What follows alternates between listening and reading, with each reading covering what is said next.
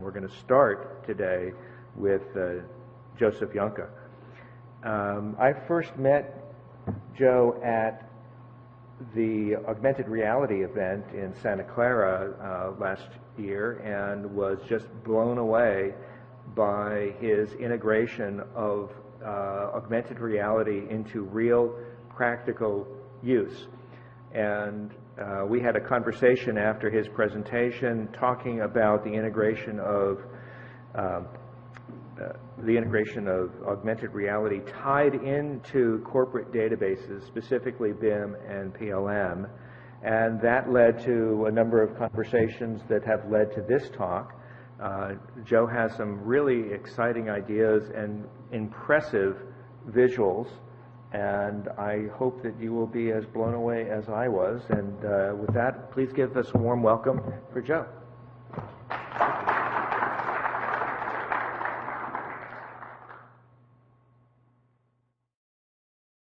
The future of firefighting. A Chicago company is developing brand new technology to help firefighters keep you safe.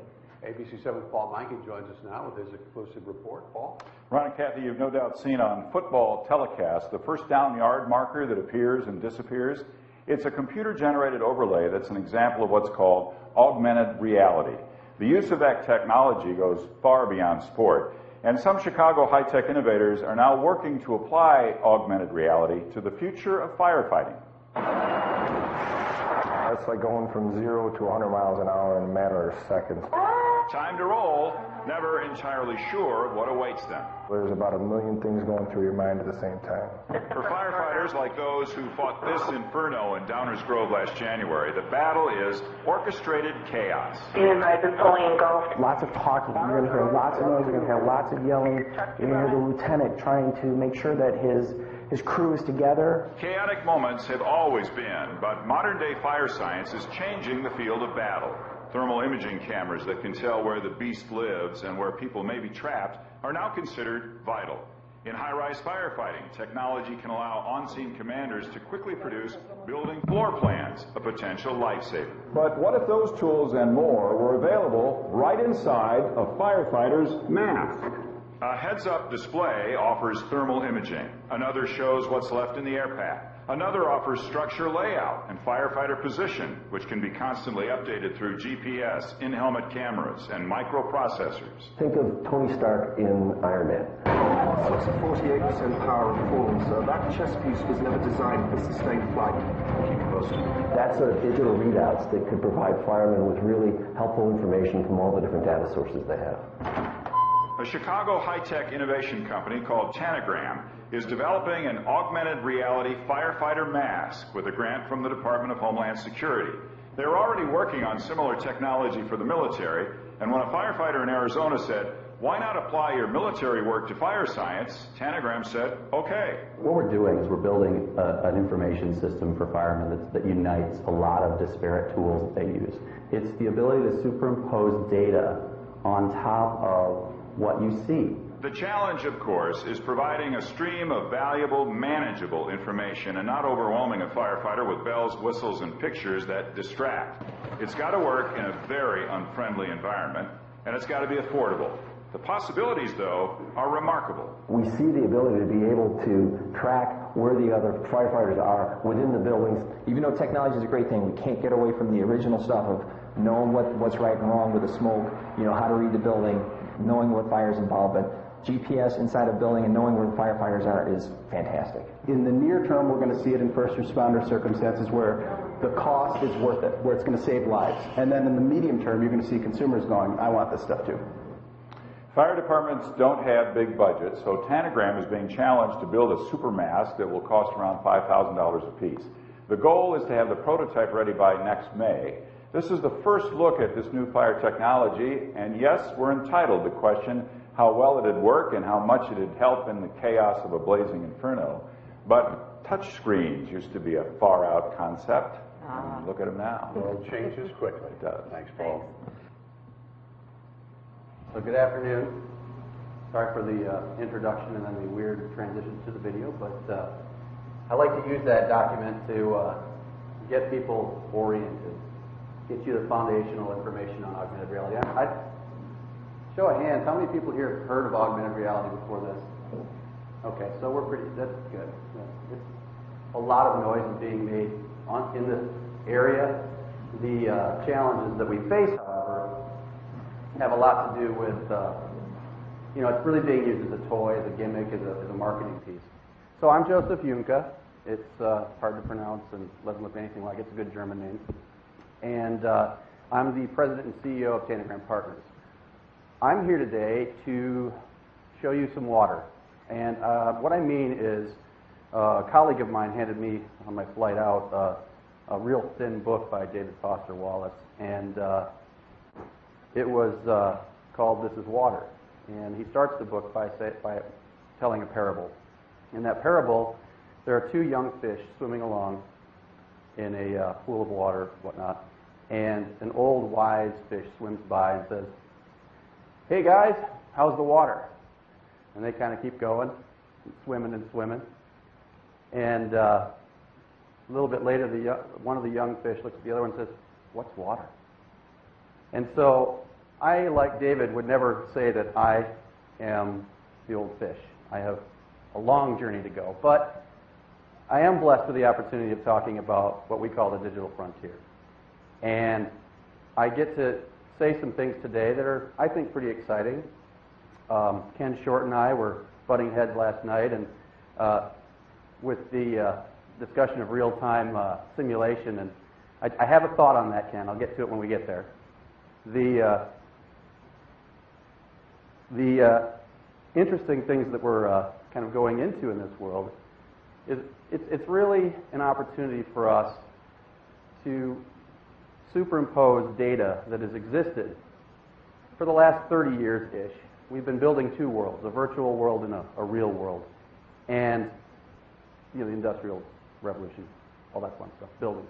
But now we're coming to the point where we can actually merge those into one experience. And my approach, our approach, is not really a device-based system. It's a head-mounted display technology. But I want to take you before that. It might look a little self-indulgent, a little showing you our work kind of thing. But I wanted to show you, how we got here. So Tanagram was founded in 1992 as a boutique design firm. And we did amazing stuff. Our first website was in 93, way before the curve. And we led a number of organizations through that digital revolution, the media revolution, marketing revolution. One of the things that happened around 2000 was we started to see a mass of graphic designers being pumped out of schools, and so did our clients, who hired them all and built their own in-house groups, and competition became stiff, frankly. So we started looking at ways to differentiate, and my passion's always been complex interaction, and so it was a natural fit for me. A buddy of mine was a project manager at DARPA, and he said, "Boy, we could use some crazy people like you here." Yeah. So this is actually one of our first projects. This is a screen we did for an information flow and command and control. What you're looking at is the re-envisionment of the F-35 cockpit display system, not the heads-up portion. This is just heads down. And it's novel. It's not real, but it was a fun exercise to understand a 100-year-old metaphor and convert it into an information display that did some new things. Then we started dancing with Microsoft, and this was in 2008. Bill Gates was giving his last CES presentation, and he wanted a red herring phone because, as we know now, he was actually working on a phone. We had a piece of that, maybe, I can't really say. But we had to create a concept, and we created this phone called the Window to the World. And, 2008, this is before we were saying augmented reality. We actually designed this device and said, "It's awesome. I mean, you can hold it up and you can see the world, and it superimposes data." And Bill's team said, "Oh, that's a really stupid idea." And we said, "Okay, what would you like?" And they said, "Well, why don't you do something in a map display?" So we, grudgingly put that one away and did that, and then so you see here a flexible OLED display. Folds out, has a whole map interface designed for it. They loved it. There's Bill presenting it at his last CES in his big, fat purple sweater. net of that was that Bill actually, at the end of the conference, pulled out a phone and showed an augmented reality phone that was a little bit worse than ours, I think. But we had inadvertently stolen his wind, if you will. So fast forward, lots of fun things I can't tell you about working with Microsoft, but it was great. And then they released their IE9. IE9 is special because it's their humble contribution to the world after the whole. They're trying to clean up after IE6, you know. So what they do is they actually participate in the World Wide Web Consortium, or the W3C, and they're pushing forward HTML5 standards. And that's a beautiful thing in itself, except that what they did is they brought the canvas tag and the SVG tag and pushed those through ratification, and then they built their browser to accelerate those tags through GPU. So they came to us and they said, okay, this is an interesting one. We want to design a website that shows off the capabilities of HTML5, but in addition to that, does some really amazing math. And we were like, ooh, we like that. So we created a site called Sky Beautiful. And what you see here is, it's an animation. It's actually moving. It's moving really slowly. But this is actually a web-based interactive application that's completely, it's completely gestural. What's really special about it is it houses 120,000 star locations that we got from the European Space Agency's Hipparcos mission. And doing some simple math, which frankly is devoid of any consideration of space-light time continuum issues, we made a 3D model of all the star locations. So again, they're not really there, but you know what I mean. And then this website's actually showing that star background that you can navigate is showing those stars in real time. It's rendering 120,000 stars in real time, and you can pan through this. I invite you to see this site. It's skybeautiful.com. Don't do it on anything but IE9 because it's dog slow. But this is actually a video of the model, and I thought this was interesting. We took their data, ran it through a number of, frankly, Excel spreadsheets, but and came up with the locations. But it's interesting when you visualize these star locations. First odd thing, we're in the center. No, it's not odd. It's obvious. But anyway, hearkening to some of our other discussions this morning, the other thing we start to see is some really interesting ring things happening here, which may or may not be, part of our sort of galaxy alignment. They could be an anomaly in the algorithm, but pretty interesting stuff. So they loved it. We had a great time. I got on the keynote video for that opened Mix and opened the IE9 presentation, and we took this to a company you may recognize, Encyclopedia Britannica. And we said, we really love what we're doing, but we want to take it to the iPad. And the iPad didn't have a camera at the time, but we were praying, and what we designed, and you're seeing some of the illustrations here specifying, what we designed was a device that uses a vision-based system based on the camera to align visually with the stars and recognize their objects.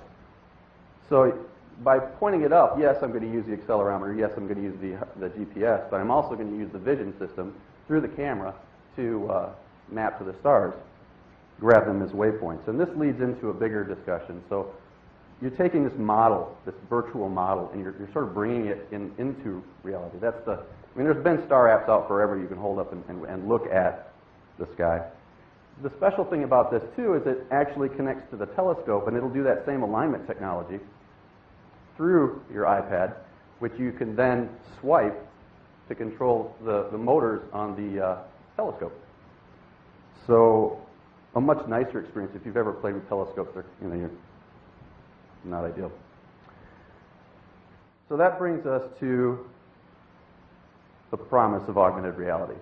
I'm going to jump back to this story. I'm going to talk more about the model that we created and what it means. But when we start talking about augmented reality, what the promise for us, the people who would like to profit from it, is cheap, mobile, flexible, context-aware. Those are all handy. Cheap is sort of a relative statement right now. But the biggest and bestest thing that you're going to get out of this is both the context-aware, but really presentation and capture. And so what that's really saying is if I'm using a vision-based technology to align my two worlds, what you end up with is a capture device on every head that's using the system. And that brings you more data. And we're going to talk about that. So I'm going to show you the current state of the art. This is kind of a who's who of augmented reality right now. The first thing we saw in the industry was the Glyph-based alignment technology, where you hold a glyph in front of your laptop with a camera and things grow up around it. They do shoes, they do cereal boxes, they do Legos. Thank you, that's the one I was trying to reach to. One of my favorites, yeah, exactly. You can do some fun stuff with it, but you are dependent on the camera seeing that glyph to align. The next big one was more of a mobile device augmentation. It's really talking about using the accelerometers and really not tying as much to the visual input system, but overlaying it. And this is Yelp. They were one of the first players. There are challenges with this. I don't know if anybody's used the Yelp monocle, but if you try to find a restaurant, it might be here, and then a few minutes later it's over here, and sort of drifts over here. That kind of accuracy, well, it didn't please me. I mean, especially when I walked this way, and it was, anyway, this is what we are doing. And I told you about the grants in the beginning. One of the exciting things about our grants is we basically get to define the answers to the problems. And we conceived this platform called iArm. And iArm is a head-mounted display, augmented reality system. What it does is it, using the technology embedded in the optics for the soldier's wearing a glass goggle, it captures with cameras. We actually have 5 cameras on the rig I'm illustrating here, but we can do it with as few as one. The captures the location and alignment and precise position of that soldier. And we call that asset management, which is really the military's way of saying where are people. So we also use translucent OLED in a really special optics system that I'll tell you about in a second. So that's kind of illustrating where we are and sort of what's going on. This is our hardware stack, and you saw the video in the beginning. We were talking about firefighters. I have not officially released the report, so I'm officially not talking about firefighters right now. But we will be releasing it May 15th. The key portion of this slide is that, again, in this environment, we have the opportunity to put some form of surface in a heat-protected place, near their face. And what you're seeing in addition are these lenses. These are contact lenses, and they do some very special things that allow us to align and overlay. And so some of the technology that we'll be using, this is a great video from a head-mounted camera called a Contour. I don't know if you've seen these. They have a GPS in them. So what you see on this video is me snowboarding down a hill. And you see the path on the right of the map as well as altitude and speed, velocity. Velocity is a good word, particularly right about, let's see, right about here. I'm good. So the funny story is, the helmet cam came off, and I got up and skied away, and then spent 15 minutes walking back up the hill to get the camera. But there's another story that's told here while we wait for me to come get the camera, and that's the Jeep. No, you know, it's funny. They don't. They just leave them. It's really weird. I was paralyzed. These are not cheap. I didn't want to lose this thing. But they did not, I mean, you'll see people like ski right by it. It's like black on white. You can't miss it. I saw it 100 feet away. But what's interesting, too, is look at the GPS marker on the right, and look at how it's sort of really kind of figuring out where it is.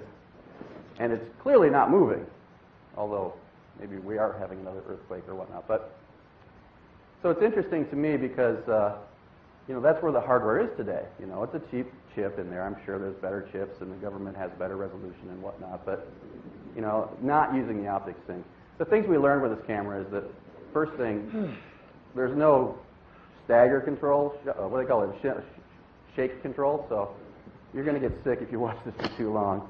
And the second thing, so that also presents us challenges as far as alignment. But then the second thing is, of course, the hardware for the GPS. The next piece of technology is the scale-invariant feature transform. And what this is really doing is it's taking the picture. You're seeing two screens here. And I think it's going to play. Maybe it's already played. Sorry, guys. Hold on a sec.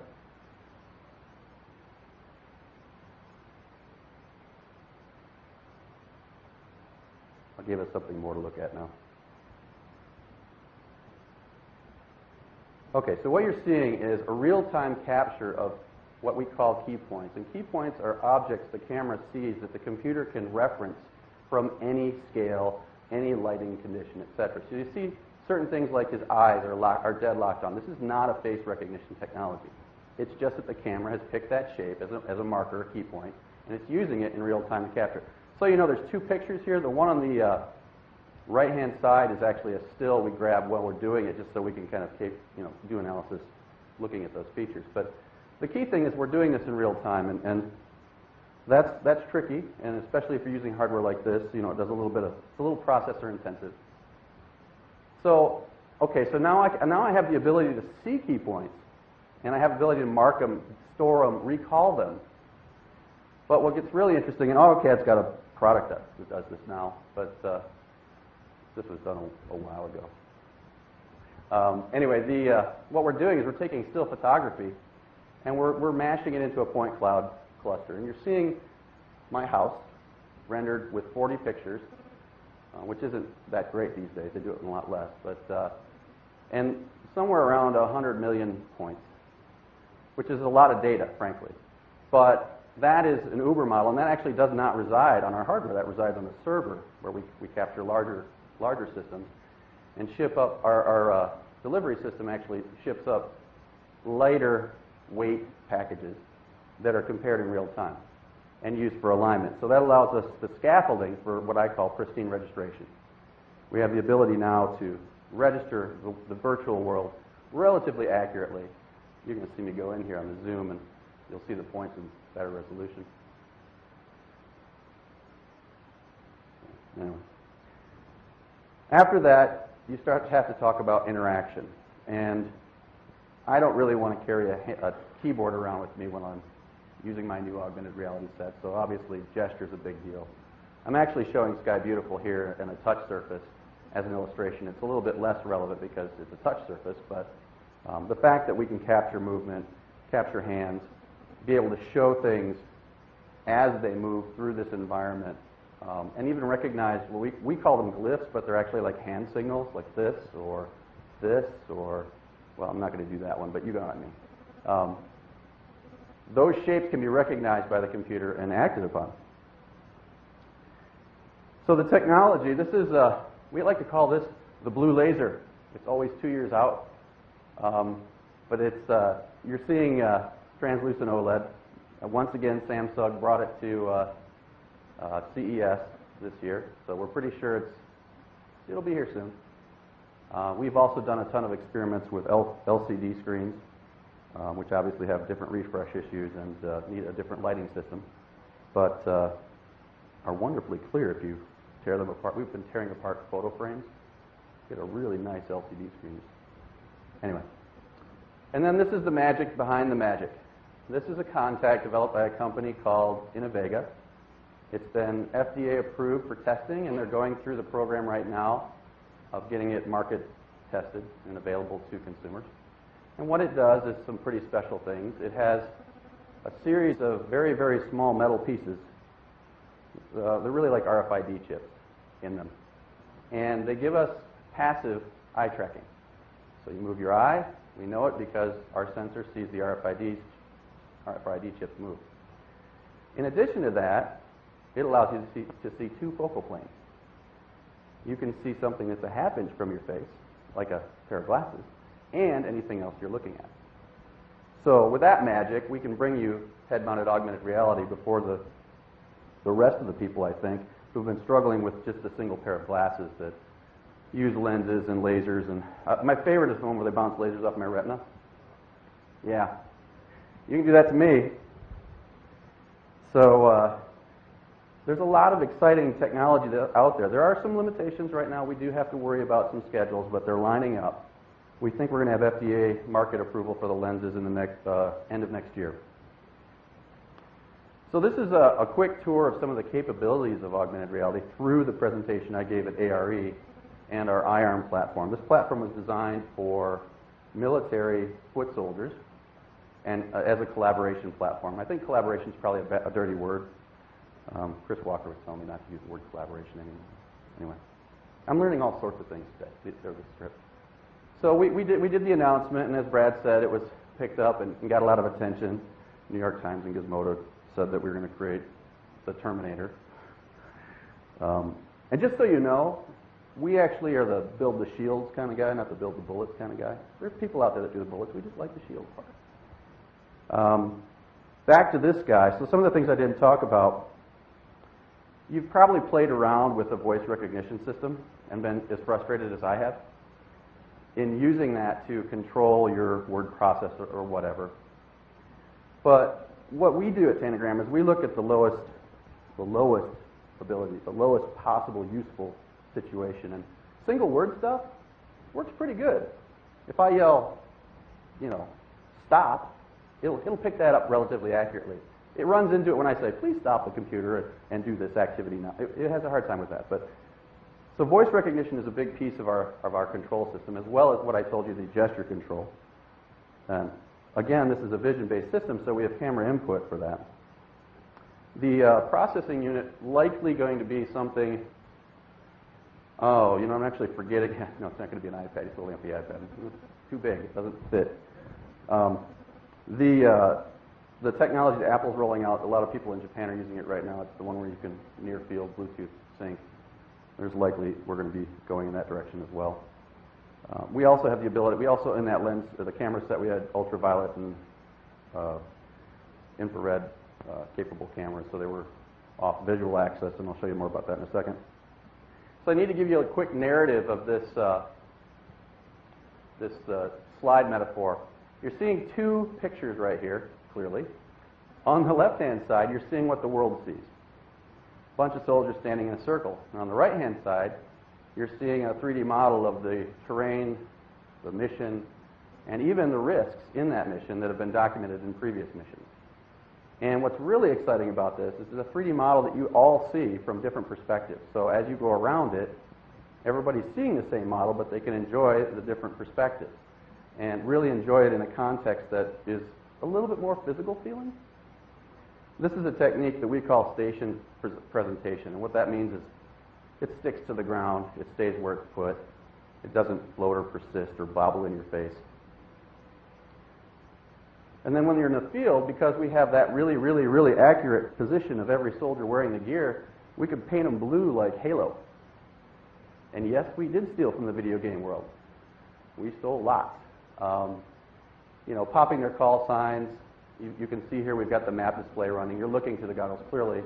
Up in the sky, questionable whether or not that's a safe thing if air forces are being used, but we do try to keep things off of buildings and out of, small enough so they're not going to block a sniper, for instance.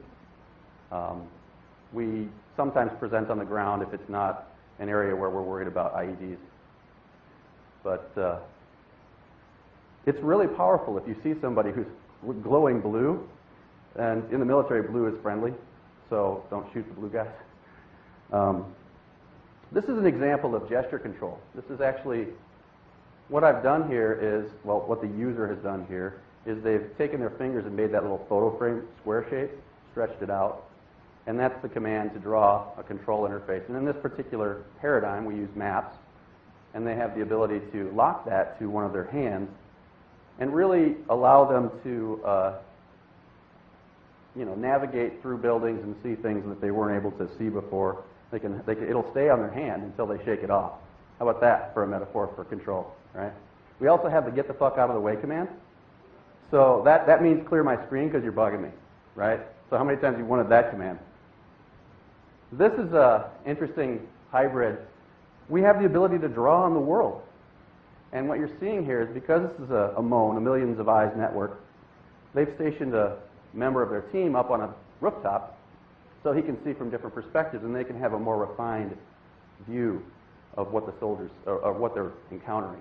And he sees these funny tarp things behind the wall, and he's decided to say, hey guys, you probably want to steer clear of those.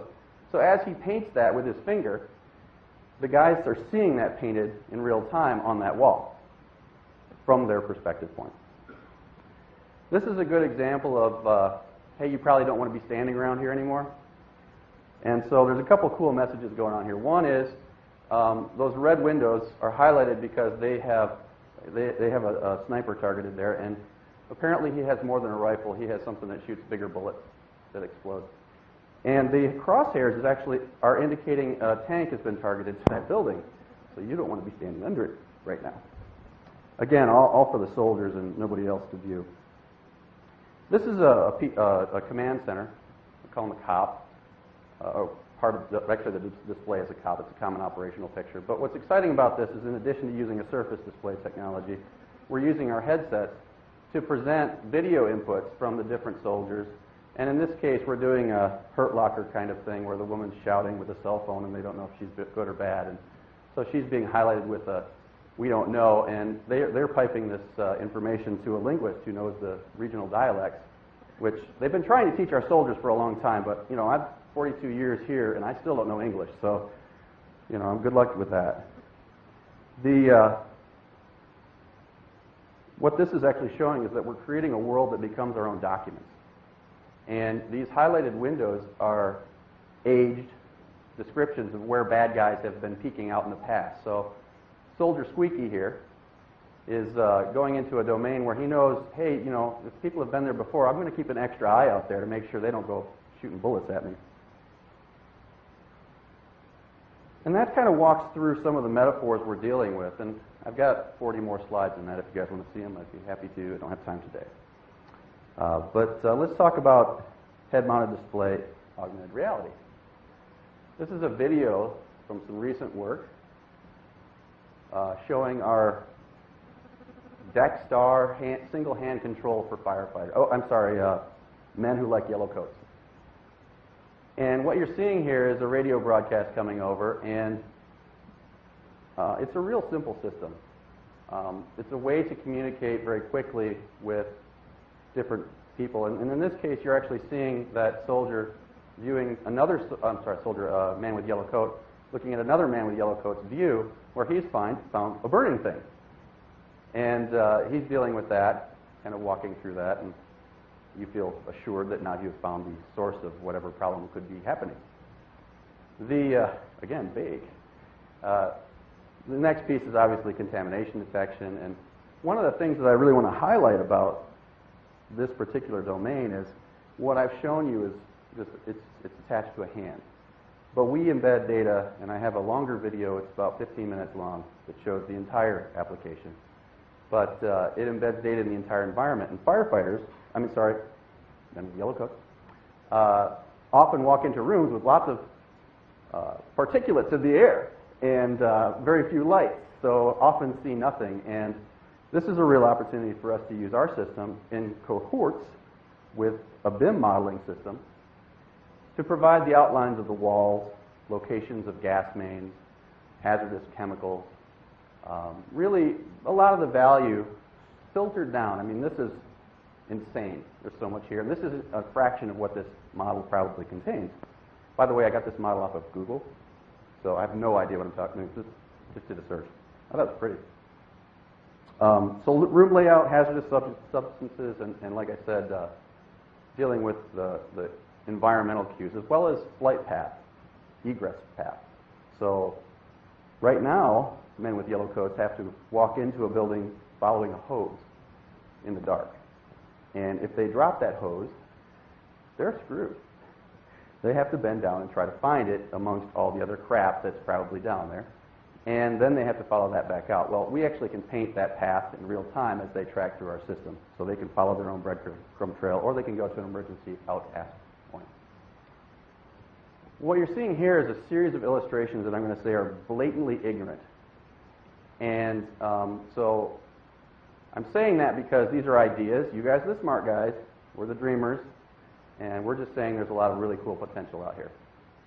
So using our lens technology, using our augmented head mount display system, you're seeing a couple of contractors or engineers looking at the construction of a building and noting the height restrictions. So I'm from Chicago, and there are places where you actually can't build a skyscraper in front of somebody's house because they get mad, and stuff like that. So that's important in our world. But sewers, gas, any kind of data that you would really be using in that particular evaluation. And this is really talking about just the presentation of information into reality, right? Lightweight, it's just lines, a little bit of text. This is one of my favorites. Although, frankly, it's really, really wrong. I'm pretty sure that people don't weld airplanes anymore, but still pretty cool. We're showing two things here. One, I imagine this is a big, maybe Boeing type of hangar where you see the time. I don't know if you guys have seen the time-lapse building of a 767, which is awesome. Google it. But we've actually placed the model in this environment, and we're building around the model. The model is actually sort of a blueprint of what we're building the plane. So there are physical elements in here, as well as the pieces that haven't been added on. And frankly, it's a pretty big hangar if it can have the wings and the whatever. But again, it's an illustration. And then the other thing we're showing here is guided. It's really focusing more on sort of PLM data systems. And what you're seeing here is a really, really archaic show of weld points or weld mounts. Anyway, instructions for the welder to actually hook the pieces together. But imagine that being anything. It could be bolts. It could be put this door here. Check and because it's relatively accurate, we can do things like checking tolerances. Although let me caveat that and say that not for really, really small tolerance. This is an example of, in addition to presenting this, perhaps you have a wind farm that generates a quadrillion gigawatts of power and you now dominate the world, and you need to control down one of the units because it's malfunctioning. Well, instead of getting your laptop out, dialing into the system, and or whatnot, you might even have an iPad app. I don't know. This guy just does a gesture, has the command for that particular piece because the gesture was at that piece, that windmill, and now he's got a control unit panel that he can toggle it down and do some statistical analysis. So it's embedded control.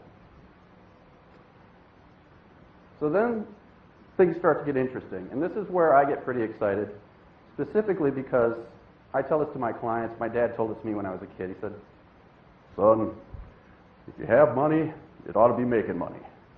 And I didn't have any idea what that meant. Still don't.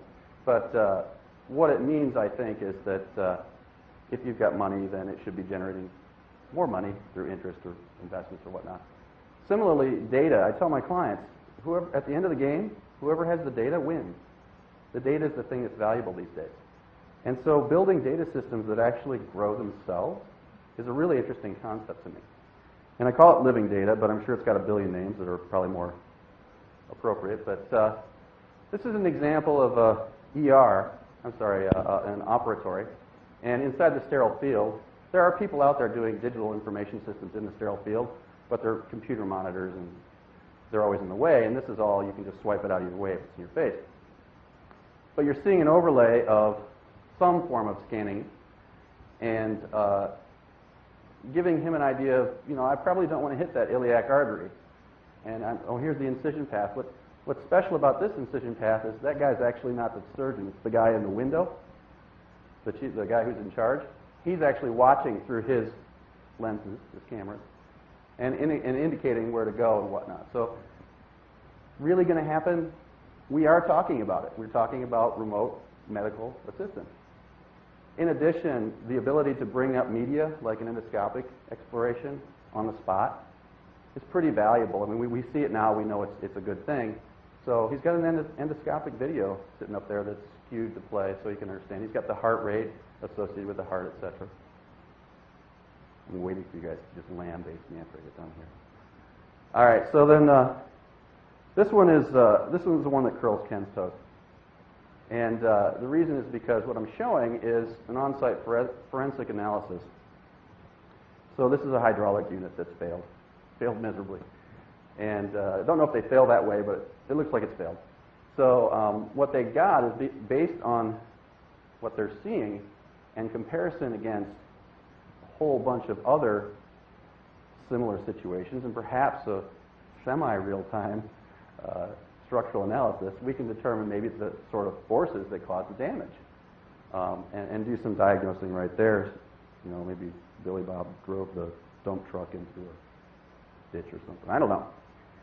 This one's pretty cool. This is a real Ford Mustang, but we're superimposing the wireframes of the Mustang, and then those wireframes are actually generated from mechanic views of consumer modifications to those cars. So in this particular example, they're looking at spoilers.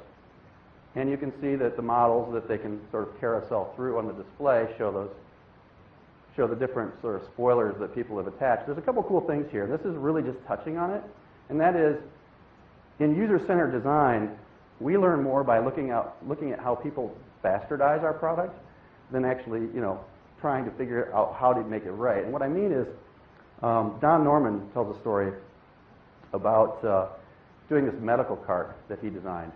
And he went around and did all his research and built this really wonderful cart, deployed it, and then through happenstance happened to run across that cart in the field and noticed that they had taken a coat hanger and built this little antenna that holds the cords for the system out of the way.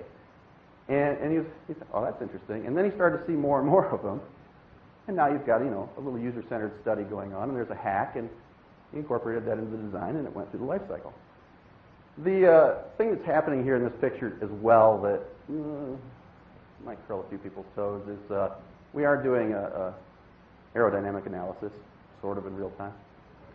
And I know where he is now. And this is an opportunity for us to come back to our consumers. And I used to have a TT. You know, you guys know the Audi TT when it first came out, really beautiful. They had to put these really ugly fins on the back of it because if you went over a certain speed, the whole thing would just float off the ground. Right? It was like a giant wing. And, you know, there's an impact to changing those sort of aerodynamics. It maybe not life-threatening, but how cool would it be to come back to a customer and say, you know, that 7-foot wing you put on there is probably going to make your car a little dangerous to drive. So it's a real opportunity to kind of close that loop, I think. And this is another neat one. How many people are familiar with the Nike Plus program? Nike, okay.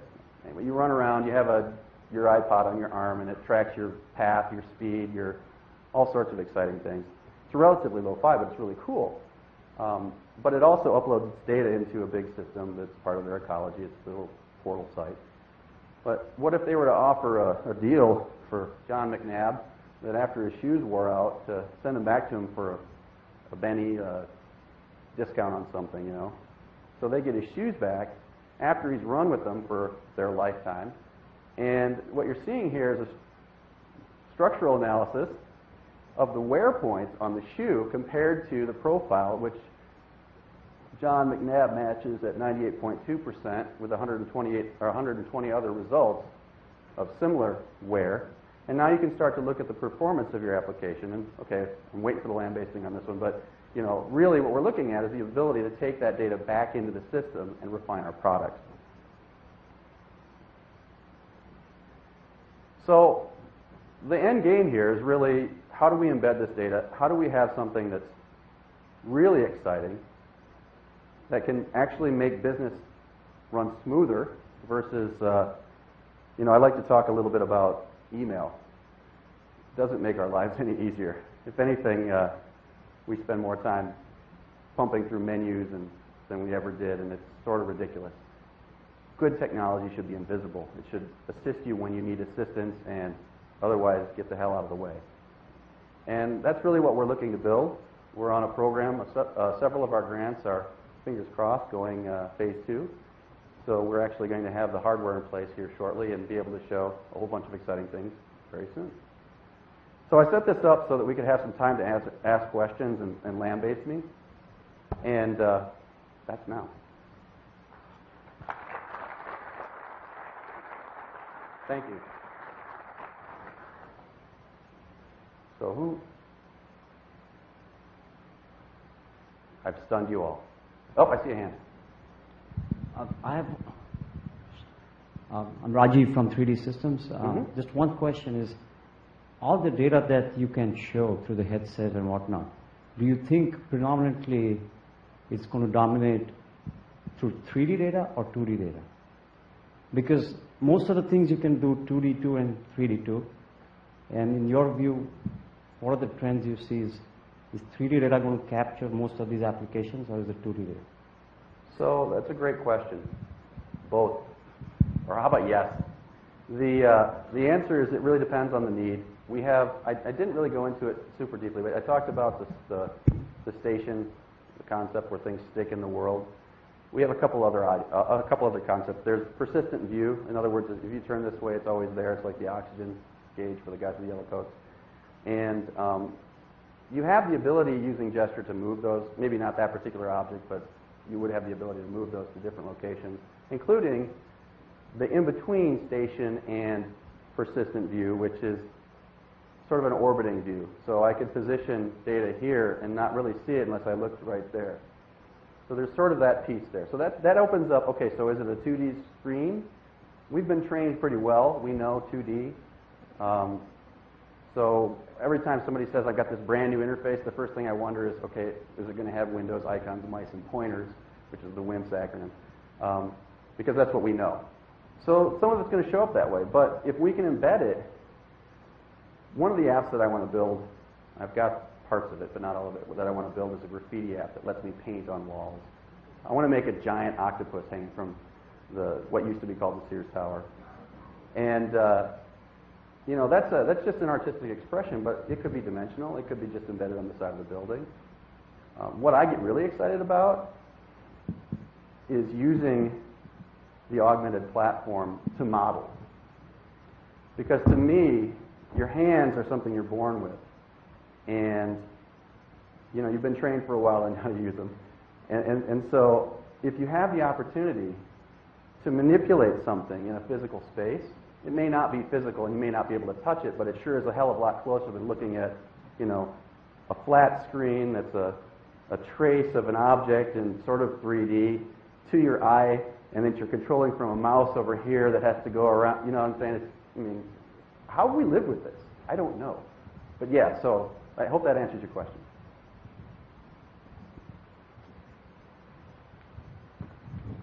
Yes, sir. Oh, you might have to wait for a mic.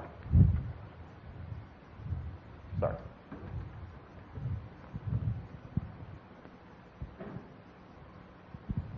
I was a little confused about your discussion of the house. You said you took 40 pictures of your house and you created a 3D model. Do you envision that there could be a technology that would allow us to do 3D capture of things that are built in the world without having to scan it with a laser and take 1,000,000 points? Can you do that with photographs? Yes, yes. It's actually out there now. You can hit on the Google. A gentleman or a team just showed an app. I can't recall if it's an iPhone app, but they've just shown an app that takes pictures and converts them relatively fast into a 3D model. They show a car that they model with 4 pictures, which is astounding. When we got into this, it took a week and a half to do a model, and we figured out how to get it a whole lot faster. We're using, by the way, just to give props where due, the University of Washington has a system that we found it's a point cloud generation system. It's also the parent of the Microsoft 3D product. Yeah, thank you, Photosynth. So yeah, that's where you start. The math was really, really crunchy, and we did some sneaky things to make it faster and have gotten it to perform a lot faster. But these guys actually just jumped past us, and that's how it works. So we get to now stand on their shoulders. Joe, can you talk for a little bit about we've been able to do many of the things in the past in 2D monitors, the visual display. Can you talk about the impact that actually being able to walk around a car as opposed to look at it and rotate it has, and the qualitative nature of the difference? So, thank you. Yeah, absolutely. You know, our mind is magical things. We take abstractions and we make sense out of them, and that's sort of our dream here. But if we can have a physical thing that's traced with digital or referenced with digital, now you've got the tactile feedback. And most importantly, you start to look at collaborative discussion. So I've got one of my guys who went to engineering school, and there's a joke there, I'm not going to tell it. But he was telling me about how there used to be, you'd take your huge ass prints of your model and you'd throw them on a table and everybody'd stand around it. I know you don't do that now. But the idea of looking at, abstraction and sort of an upside down abstraction, that's work for your brain, that's cognitive load. And frankly, it kind of opens the doors for misinterpretation to some extent. But if I can hold something, or in real size, or perhaps even 1,000 times bigger, 100 times bigger. Got to watch my logarithmic stuff now after presentation earlier, Chuck's presentation. The ability for me to stand here and look at this, and somebody else is looking at it from this side, and really enjoying the whole physicality. It's an illusion, but it's physicality. Our brains get it. This is natural user interface. And if you haven't heard of NUI, natural user interface is everything you were born with and no other sort of abstractions.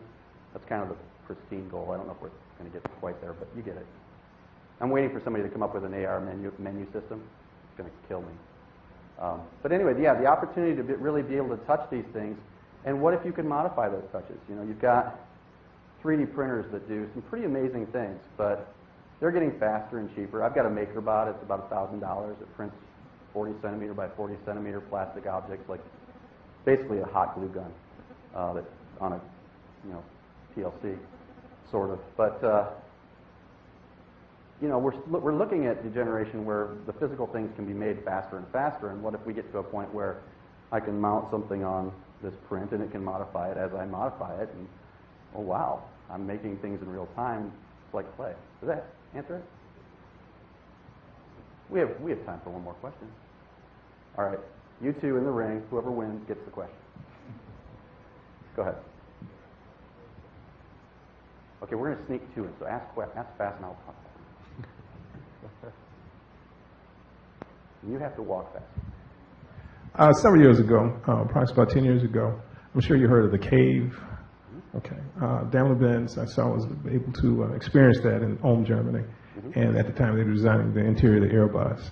And you can walk in the cave, touch everything, change the colors, textures, and so forth. Yeah. So this type of reality or this type of application is now enhanced more because of the speed of the platform, or what's the experience is more enhanced, the fidelity of the experience is more enhanced. The mobility of the experience. You don't need a billion-dollar cave to do it. So that's really the strength of this. Again, we're shooting to build these units at about $5,000 as starters, but they'll come down.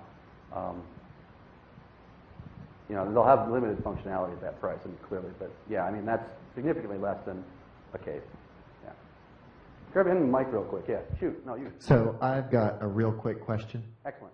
I rolled off drawings for flight hardware at NASA 2 days ago. Cool. It's a proximity question. I did sensor integration, so I'm familiar with a lot of the problems that you're working with.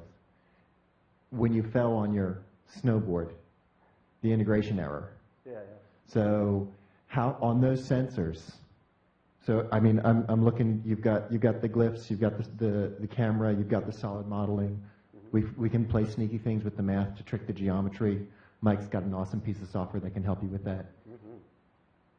Yeah. So the sensors. And your fractured cylinder and the tolerances, and between volume and latency, that's all processing things. So I can even excuse the processing issue.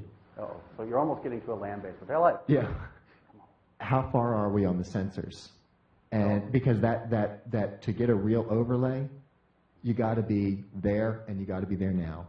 Right. And so my question really is, I want to design like you're talking about. Me too.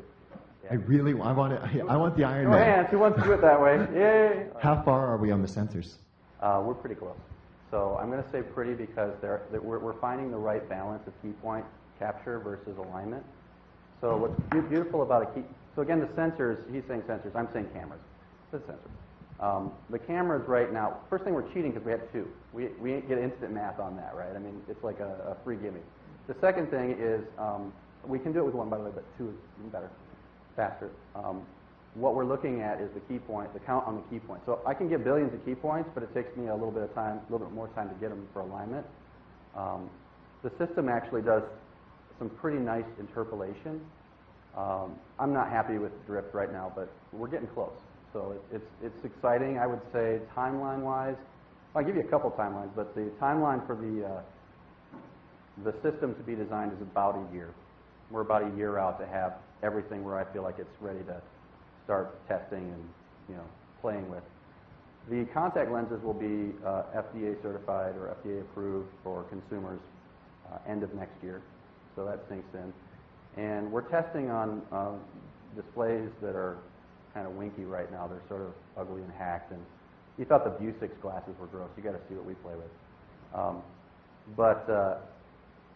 That translucent OLED is the mystery piece. So you got to get the manufacturers to kind of jump in there until somebody actually figures out what else you can use it for aside from this platform. We're waiting on that one. And the resolution of that is important as well, because at this range is 640 by 480 pixels, like about the size of a softball. So you do need some resolution there, and that's really the biggest piece we're waiting on. And my guess is, I'm throwing out the blue laser disqualifier, probably 2 years for that. Thank God Apple's got the high resolution displays now. Joe, thank you. Thank you. Have another round of applause.